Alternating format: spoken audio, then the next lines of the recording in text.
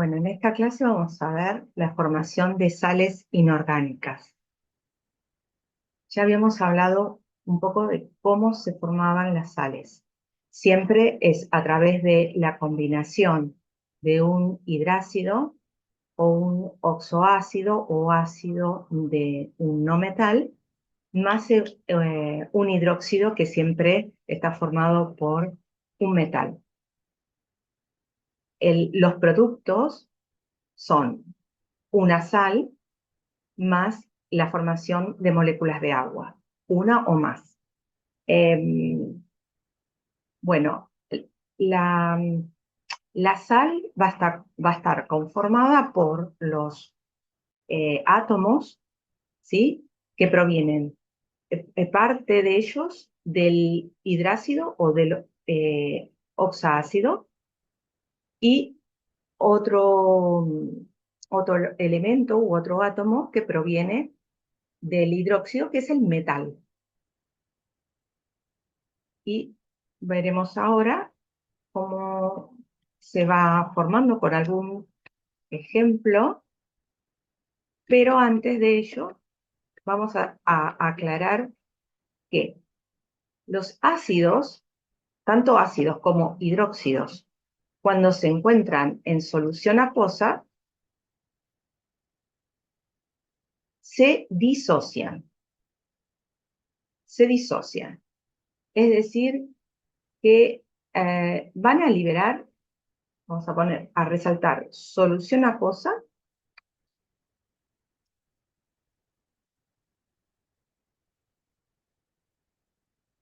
y vamos a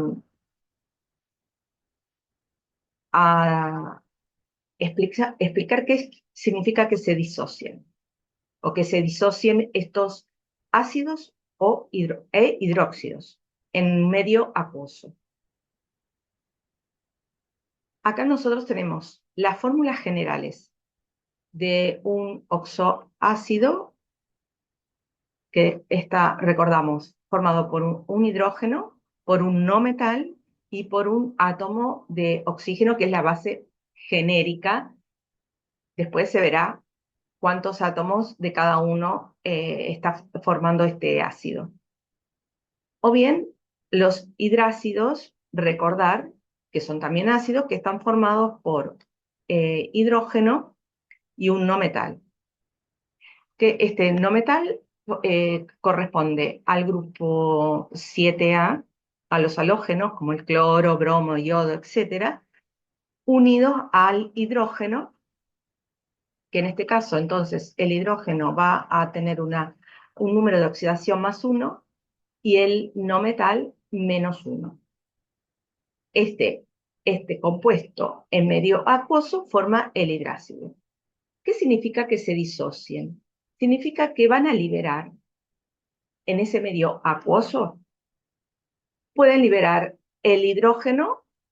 Si tiene uno, va a liberar ese uno, se va a disociar del ácido, entonces quedará de la siguiente forma.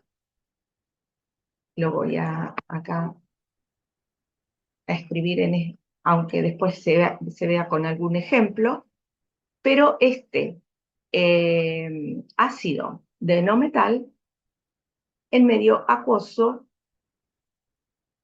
puede liberar el hidrógeno, que lo va a liberar como protón, o sea, con una carga positiva, porque tiene un número de oxidación +1,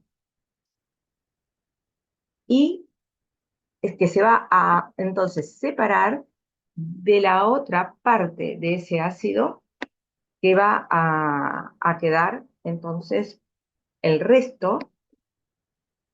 Lo voy a escribir eh, sí, no metal, que es el no metal que está unido al oxígeno, y este va a quedar con una carga que va a ser opuesta al del hidrógeno, o sea, con una carga negativa. ¿Una sola? Bueno, eso va a depender si en ese medio acuoso libera un hidrógeno porque solamente tiene un solo hidrógeno, un solo protón formando parte de ese ácido, o puede liberar dos, ¿sí? Si están unidos dos hidrógenos. Y por el otro lado, en el caso del hidrácido, siempre es un protón, un hidrógeno y un no metal. Entonces, ¿cómo se disocia en medio acuoso? De la misma forma. O sea, el hidrógeno por su lado, que va entonces a liberarse con carga positiva, y el resto del hidrácido, que sería entonces el no metal,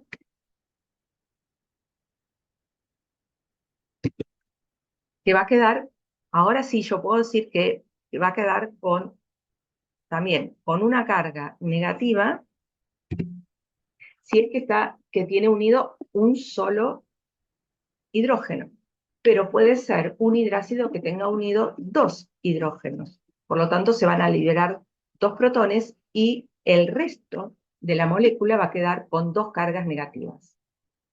Acá, entonces, recordamos que es lo mismo.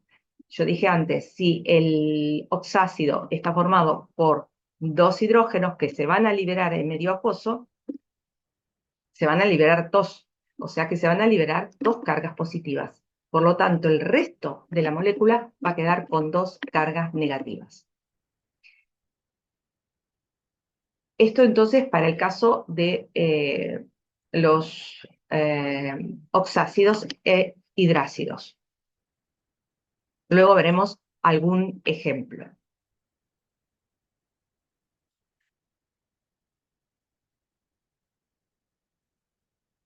¿Qué pasa entonces ahora si en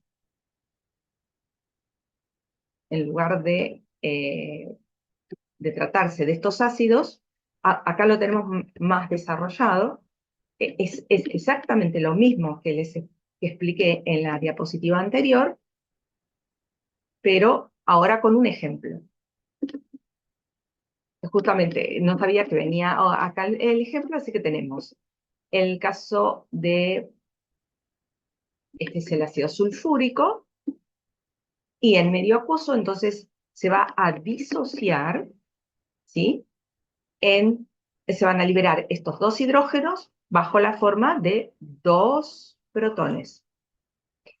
Y el resto de la molécula, como son dos protones, dos cargas positivas, quedará con dos cargas negativas. Esta parte de la molécula aniónica, entonces quedará con tantas cargas negativas como cargas positivas se estén también disociando y que las va a aportar el hidrógeno. Ahora lo vamos a llamar, como ya son iones, este será el protón y el resto como si fuese una sal. En este caso, como proviene del ácido sulfúrico, yo voy a decir que este es anión sulfato. En este caso del hidrácido, el ejemplo del ácido clorhídrico, lo tenemos acá, el ácido clorhídrico, en medio acuoso, es posible de disociarse en, por un lado, el hidrógeno, que va a quedar con carga positiva, un protón, y el resto de la molécula con una carga negativa. Recordar que siempre la molécula tiene que tener carga neutra o carga neta igual a cero. Salvo que puede ser que algunos ácidos en un primer paso liberen un solo protón y entonces van a quedar con un hidrógeno y no con dos cargas negativas, sino con una sola. En el caso de los hidrácidos no existe esa posibilidad. Entonces tenemos el protón y el resto de la molécula aniónica, que la vamos a llamar, en este caso, como son hidrácidos, el cloruro, como si fuese una sal. Entonces vamos a escribir. En este caso tenemos entonces, aquí voy a poner, que en el caso del ácido sulfúrico tenemos liberación de dos protones, ¿sí? Más el anión, que es en este caso sulfato, porque está, aclaro, que está en este caso el azufre trabajando con su máximo número de oxidación, que es más 6. Por eso es sulfato. Si fuese que esté con más 4, entonces yo voy a escribir que este anión es un anión sulfito. En el caso del hidrácido, entonces se forma eh, un protón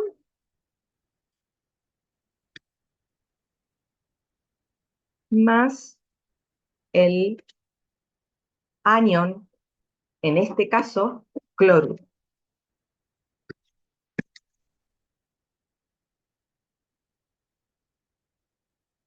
Si fuese el ácido bromhídrico, será un protón más el anión bromuro.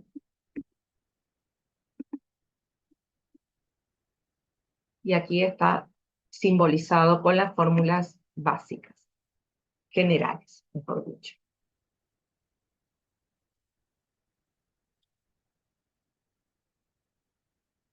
Entonces,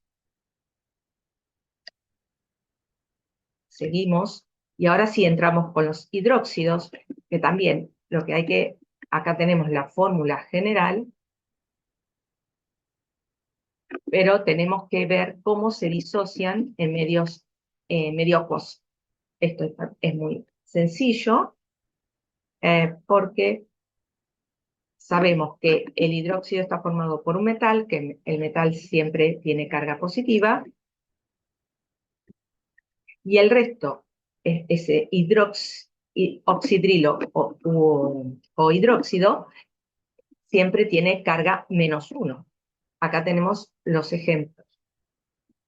Entonces, si estamos en presencia de hidróxido de sodio, en medio acuoso se disocia de la siguiente manera. Por un lado, el ion metálico, carga positivo, en este caso, número de oxidación +1, y el resto de la molécula del hidróxido ya sabemos que este hidroxilo tiene carga negativa. Entonces lo podemos ver acá con otro ejemplo,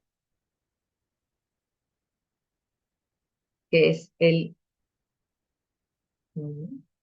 hidróxido de calcio, donde la disociación en medio acuoso, por un lado queda el metal con su número de oxidación, +2. Grupo 2 coincide con la valencia, 2, o número de oxidación, +2. Y libera los oxidrilos. ¿Cómo los escribo? De esta manera. 2 oxidrilos. 2 oxidrilos. Entonces, que en el caso que estemos hablando de un metal que pertenezca al grupo 3 grupo 3A, perdón, tenemos el hidróxido de aluminio. Recordar que el aluminio tiene el número de oxidación +3, el oxidrilo tiene -1. Entonces, en medio acuoso se separan. Por un lado tenemos el aluminio, que queda con su número de oxidación +1, +3, y los 3 oxidrilos, que los tengo que escribir de esta manera, sea un coeficiente de estequiométrico que me dice que hay en esta molécula de hidróxido de aluminio moléculas o tres oxidrilos unidos, uno por cada por cada carga que tiene el aluminio. El aluminio tiene, en este caso, un número de oxidación más 3, o una carga más 3, o una valencia 3, por lo tanto, son tres cargas positivas, tengo que tener tres cargas negativas para neutralizar y que la molécula tenga carga neta igual a cero, o sea, ser una molécula neutra.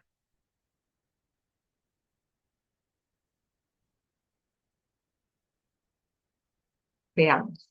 Entonces, habiendo aclarado eh, cómo se disocian tanto los ácidos como los hidróxidos, va a ser más sencillo explicar cómo se forman las sales.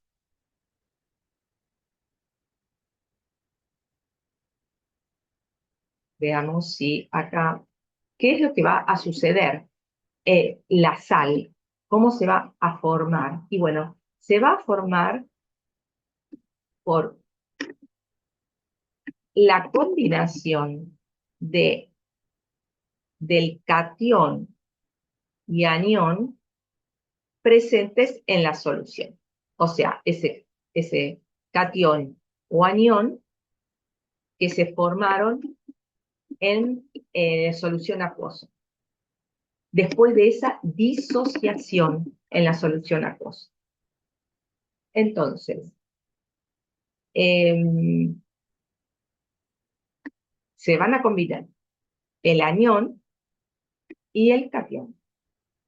Y acá para eh, ver cómo se unen, podemos recurrir al camino del atajo o al atajo, intercambiando los números de oxidación. Acá hay una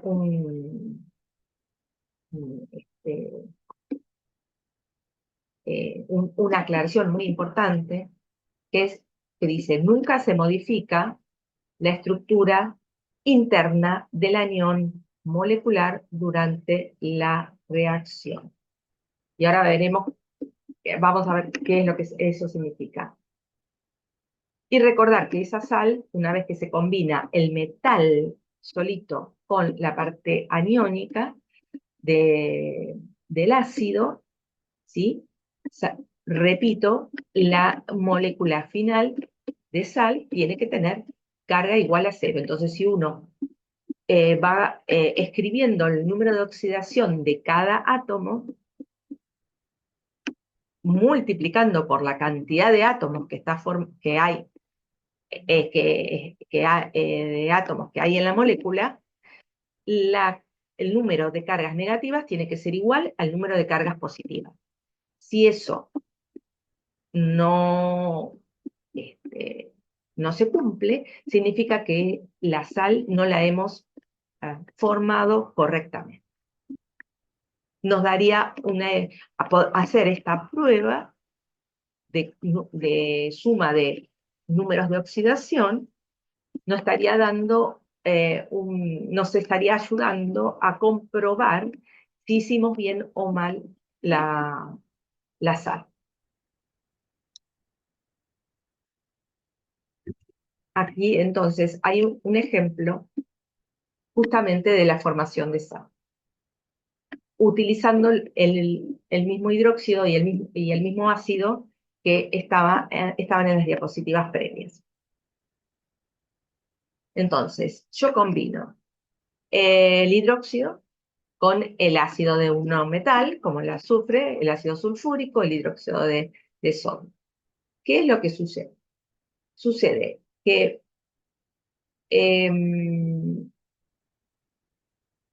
a ver, acá, si puedo ver. Bueno, vamos a ver. ¿Qué es lo que pasa? Sabemos, y vamos a empezar por lo más fácil, que hay formación de agua. Entonces, decir, ¿de dónde proviene ese agua? El agua va a provenir de, y la escribimos así, con su fórmula tradicional. Proviene de la unión de el hidróxido con los protones que se liberan al medio acuoso, y forman agua. Luego se verá estos coeficientes estequiométricos que me están diciendo qué cantidad de moles de moléculas de agua se formaron. Pero por un lado entonces tenemos que el agua se forma de esta manera, así que quedan libres en solución acuosa, por un lado el sodio, acuérdense que se disocian, así que el metal queda con su número de oxidación primario. Acá tenemos el sodio como catión, y por el otro lado queda esta otra parte, la voy a escribir acá, la voy a marcar acá mejor, esta otra parte que es el anión sulfato, el anión sulfato, con dos cargas negativas porque se liberaron dos protones, dos cargas, dos protones, dos cargas positivas. Entonces, la sal se va a formar por la combinación de estos dos, eh, de estas dos moléculas con carga. El sodio, podemos decir, número de oxidación más 1. Y todo radical que proviene del ácido tiene carga -2, ¿sí? -2, por la disociación. Yo intercambio estas cargas. El sodio tiene 1 y se lo paso al sulfato como subíndice. Y este sulfato tiene -2, tiene 2, porque cuando hago el intercambio de números de oxidación, no pongo el signo, pongo solamente el número. Por lo tanto, este 2 va a pasar como subíndice aquí, y lo voy a marcar con otro color, y el 1 estaría entre paréntesis, que no se escriben porque es 1, pero tendría que colocar un paréntesis delante del azufre y otro detrás del oxígeno 4, y como subíndice colocar 1. Como siempre decimos, si es 1, no se escribe. Entonces es un intercambio, para hacerlo rápido, un intercambio de números de oxidación. En otra diapositiva, lo que está, o la anterior, lo que eh, nos hablaba es que esta parte del ácido, esta estructura, como este oxidrilo del hidróxido, nunca se separan, nunca cambian. Se mantienen siempre el no metal unido al metal, al oxígeno, ¿sí? Y en el caso del oxidrilo, el oxígeno siempre unido al hidrógeno. No se separan. Y aquí tampoco. Entonces, no sé si acá vuelve aquí está. Entonces, la sal final es, que no, ahora la vamos a escribir como la nomenclatura, el nombre, es el sulfato de sodio, que en medio acuoso se disocia de esta manera. 2 sodio, con carga +1, metal, y el resto, anión, el radical anión, con 2 cargas negativas. ¿Cómo entonces llamamos a esta molécula de sal? Bueno, se ha formado el sulfato de sodio, que sería el término, la nomenclatura tradicional, sulfato de sodio. Repetimos, ya lo habíamos dicho antes, que el azufre en este caso está con la valencia, su valencia máxima, +6, por lo tanto, termina en ato. Si fuese +4, terminaría en ito.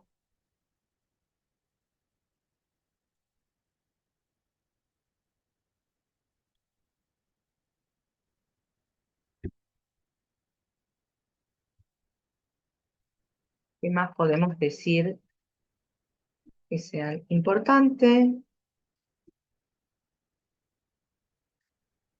Reacciones de neutralización. Esto ya lo vimos, lo expliqué, cómo se forma el agua. Se puede volver a leer absolutamente todo, pero ya está explicado. Acá es un ejemplo que nos viene bien porque acá las valencias o los números de oxidación que se forman, hay uno que es diferente a 1. Entonces, viene bien para dar otro ejemplo. Aquí está. En este caso, seguimos con el ácido sulfúrico, pero ahora en lugar de utilizar hidróxido de sodio, se va a utilizar hidróxido de hierro 3 o bien hidróxido férrico. Entonces, una vez que están en solución acuosa, el hidróxido se va lo vemos mejor acá, el hidróxido se va a separar tres, moléculas no de hidróxido, en este caso sería del oxidrilo, que tiene carga -1, pero no me tengo que olvidar de este 3 de aquí adelante, que entonces me sigue manteniendo que tengo en total 3 cargas negativas. Y luego tengo en medio acuoso el hierro con su número de oxidación mayor, +3. Por otro lado, seguimos con el ácido sulfúrico, que en medio acuoso ya sabemos cómo se disocia. Los hidrógenos, este 2, cuando disociamos, los subíndices pasan a ser eh, eh, como coeficientes, o sea, se colocan delante del átomo, ¿sí? Delante del átomo. No como subíndice, sino delante del átomo, en cuestión. Esto entonces en medio acuoso. ¿Sí? Lo transcribo de esta manera. No lo coloco como subíndice. Entonces, nosotros decimos, voy a marcar acá el, el, el anión sulfato. ¿Por qué? Porque la sal se va a formar ahora entre este anión y este catión. Este hidróxido, este oxidrilo, junto con estos protones, lo que van a hacer es formar la molécula de agua o las moléculas de agua. Y el sulfato con el hierro van a formar la sal, que se llamará sulfato férrico o sulfato de hierro 3 más. 3, perdón, con número romano.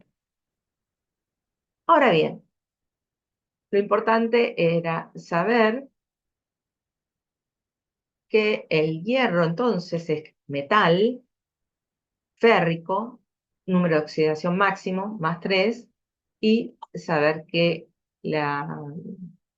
el sulfato proveniente del ácido sulfúrico siempre va a tener un número de oxidación. Todo este compuesto o este radical va a tener -2. Hacemos intercambio de números de oxidación. Entonces, el 3 más, como lo indica acá el dibujo, el gráfico, va a pasar acá como subíndice. Y el -2 va a pasar aquí al hierro como subíndice. Y queda esta molécula. Observar que cuando intercambio este 3 más, tengo que, como ya no es 1, como en el caso del sodio, tengo que colocar paréntesis y lo coloco como un subíndice. Después, si yo tengo que calcular, por ejemplo, la masa molecular de esta sal, no tengo nunca que olvidarme de los subíndices para sumar masas moleculares o masas atómicas. Entonces, tengo que decir 3 por 4, quiere decir que tengo acá 12 átomos de oxígeno. 3 por 1, tengo 3 átomos de azufre. Y acá tengo 2 átomos de hierro. Esta sal, entonces, se llamará, como dije antes, sulfato de hierro 3, o bien sulfato férrico.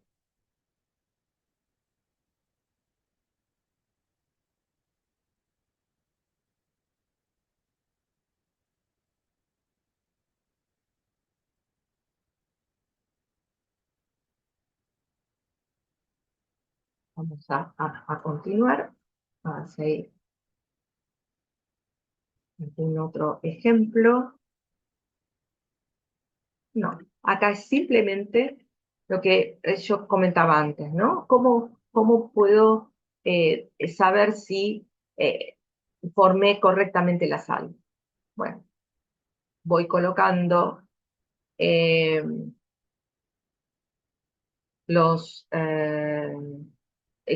coloco el número de oxidación de cada átomo que constituye la molécula, y no me tengo que olvidar de los subíndices, y voy calculando entonces la cantidad de cargas positivas como de cargas negativas. Y aquí está el ejemplo del sulfato férrico. Así que se puede hacer y se puede observar si realmente la carga si se hizo bien, y la carga neta, acá como dice aquí, carga neta total, tiene que ser igual a 0.